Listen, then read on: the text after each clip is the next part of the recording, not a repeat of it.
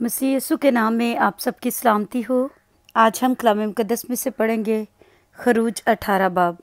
और जो कुछ खुदावंद ने मूसा और अपनी कौम इस्राएल के लिए किया, और जिस तरह से खुदावंद ने इस्राएल को मिस्र से निकाला, सब मूसा के खुसर यत्रू ने जो मिदियान का काहिन था सुना। और मूसा के खुसर यत्रू ने मूसा की बीवी सफूरा को जो मेके भेजती गई थी और उसके दोनों बेटों को साथ लिया। इनमें से एक का नाम मूसा ने ये कहकर जरसूम रखा था कि मैं परदेश में मुसाफिर हूँ, और दूसरे का नाम ये कहकर अलीएज़र रखा था कि मेरे बाप का खुदा मेरा मददगार हुआ और उसने मुझे फ़िरौन की तलवार से बचाया। और मूसा का खुसर यत्रू उसके बेटों और बीवी को लेकर मूसा के पास उस बियाबान में आया जहाँ खुदा के पहाड़ के पास उसका डेरा लगा था, और मूसा से कहा कि मैं तेरा खुसर यत्रू तेरी बीवी को और उसके साथ उसके दोनों बेटों को लेकर तेरे पास आया हूँ। तब मूसा अपने खुसर से मिलने को बाहर निकला और कोर्निश बजा लाकर उसको चूमा, और वो एक दूसरे की खैर आफियत पूछते हुए खैमा में आए। और मूसा ने अपने खुसर को बताया कि खुदावंद ने इस्राएल की खातिर फ़िरौन के साथ क्या क्या किया, और इन लोगों पर रास्ता में क्या क्या मुसीबतें पड़ी, और खुदावंद उनको किस किस तरह बचाता आया।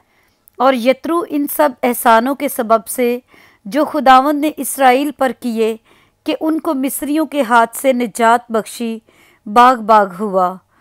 और यत्रू ने कहा, खुदावंद मुबारक हो जिसने तुमको मिस्रियों के हाथ और फ़िरौन के हाथ से निजात बख्शी, और जिसने इस कौम को मिस्रियों के पंजा से छुड़ाया।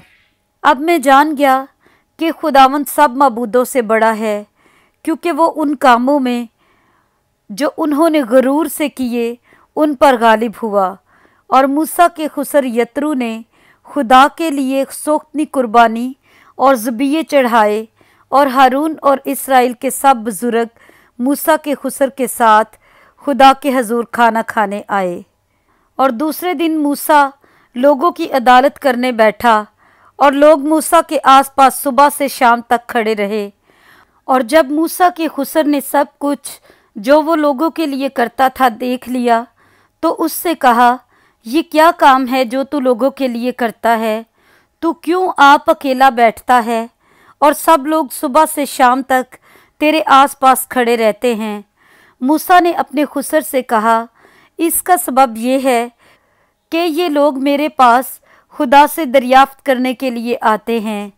जब उनमें कुछ झगड़ा होता है तो वो मेरे पास आते हैं, और मैं उनके दरमियान इंसाफ करता और खुदा के अहकाम और शरीयत उनको बताता हूँ।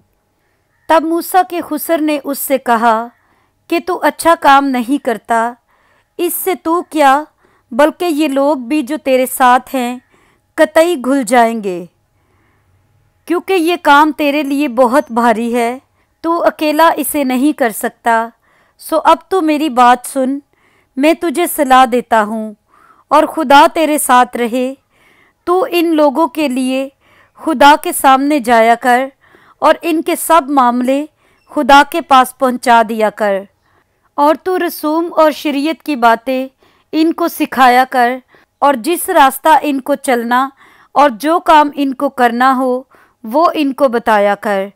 और तू इन लोगों में से ऐसे लायक अशखास चुन ले जो खुदा तरस और सच्चे और रिश्वत के दुश्मन हों, और उनको 1000 और 100 और 50 और 10 आदमियों पर हाकिम बना दे कि वो हर वक्त लोगों का इंसाफ किया करें।